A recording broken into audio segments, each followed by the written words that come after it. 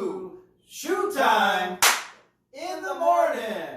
How's everyone doing out there, boys and girls? Hopefully you're doing well. Right now, we're just going to get started with part 2 of our dance. Mr. Moore-Henwig? So this is the second part of the dance. Now we're going to pick it up from that last part we left off on. And remember, the whole dance is about faking. Don't be a faker. Don't wear a mask and fake. It's exhausting. Isn't that true, Mr. Shoemaker? Absolutely right.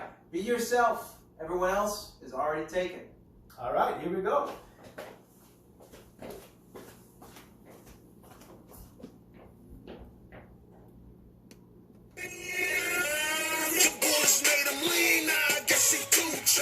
He bought that Bentley kid and wrapped it round the 300. No matter how you put it, boy, it's still a 300. Stop the faking and the flashing down, cut it all. Frontin' like your paper longer than the power. Good. All right. Now, there's your dance instruction from your dancing maniac, Mr. Moore-Henwig.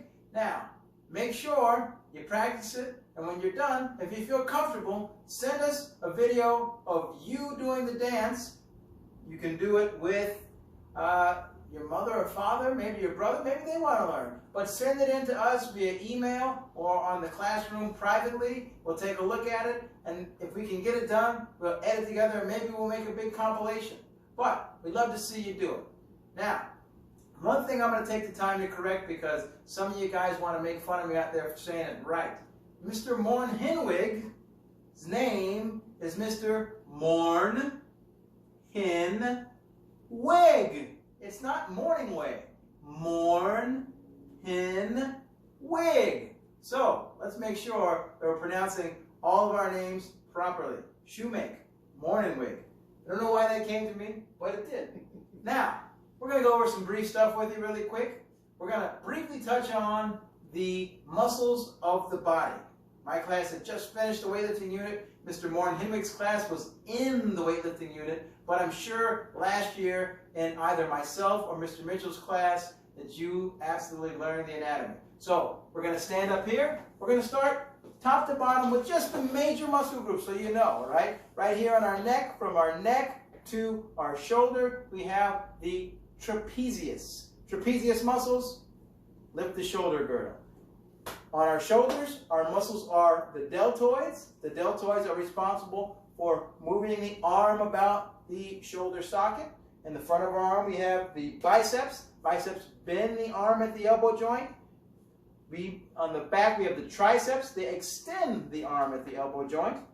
You don't need to know this one, but you should know it for good knowledge. Your forearm muscles are the extensors of your fingers. Okay? Coming down on the side of our back, we have what's called the latissimus dorsi. They are responsible for bringing the elbows down towards the body in a vertical plane.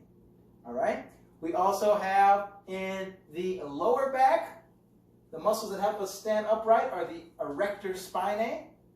In the front, we have the rectus abdominis. They are armor for our organs, also help us flex forward at the spine.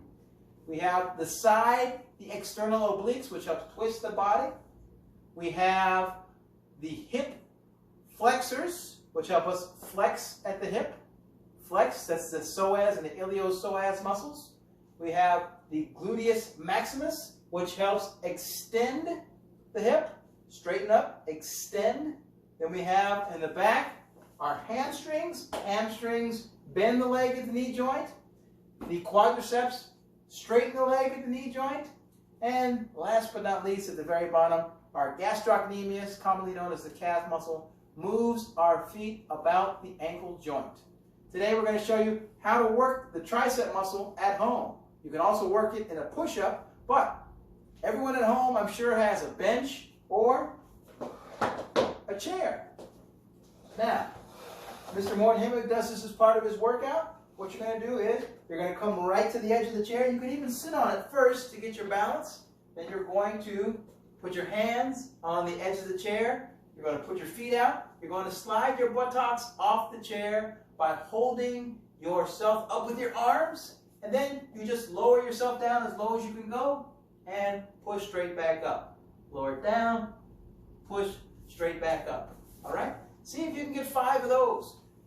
anything you can do, you can work with your body weight, and it's probably the best way to learn. Once you are master of your own body weight, then you can start adding weights to the movement.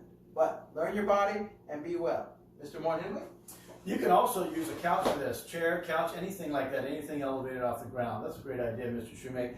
Use what you got. That's the bottom line. Mr. Shoemake made a good comment a few weeks ago to me personally in the living room. We were getting ready to do some workout stuff. He said, hey, if you have we have 2 cats here, if you have a big bag of cat food, just lift it 20 pounds. Use what you got. Use what you got. Absolutely. Hold on, I don't mean to interrupt the whole process, but did you see that? There's someone, you see that, don't you? Yeah, who's out there? I see Aaliyah, Mia, James, Matt, Yeah, there's Jason. Yeah, boy! Mackenzie, Kendall, Aryan. Oh, man, who else is out? There's the Bumposaurus. Is it Eileen or Mylene? I can't tell.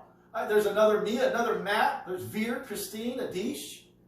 There's The whole class, everyone's out there. Michael, Siney, Hugo, Ryan, Gabby, Aiden. There's Lillian and Christy. A bunch of people. Oh, look, it's so great to have all those people out there. We see, there's so many people we can't name. A lot of them. Why do we do this thing? Well, you remember to build healthy relationships. And what's the purpose of Bret Hart? HR squared. Honesty, respect, responsibility.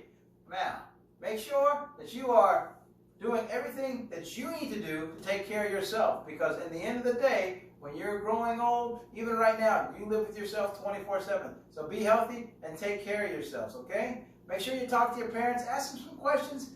And for our last thing we're going to have here is our middle school moment, all right? Mr. Morton-Henwick, one of our middle school moments coming in from Bill. Bill wants to know, what did you do or what did you look forward to right when the bell rang and you're out of school as a 7th or 8th grader? The bell is rung, 6 periods over, you're out of class. It depends on if we were doing a sport after school that's time. If we were doing flag football, I would love getting to practice, or even more so games. Other than that, we didn't have practice, going home and just consuming some type of food. I like to eat. There you go. All right.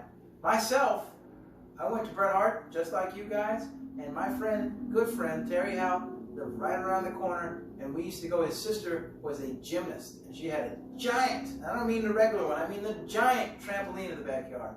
And we used to go over there and jump for a good 45 minutes before we did anything else. And usually we did 45 minutes of jumping and going crazy and stealing each other's junk, and then we headed straight for the refrigerator. We hope you guys are doing great out there, and we'll see you soon. Push on 3. 1, 2, 3. Push!